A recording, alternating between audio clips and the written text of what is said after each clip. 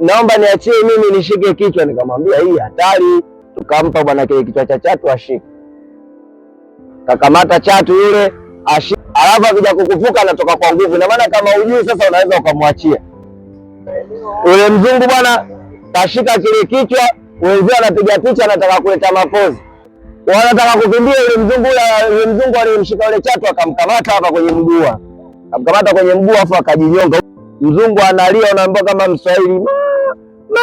Anapiga kelele. Ngozi yake yote hii imekuwa nyekundu, maana yule mwamba alipokuwa na nguvu alitaiti upande. Alitaitiwa. Kwa meno yameingia, yani meno ya chatu ni makubwa sana, meno ya chatu.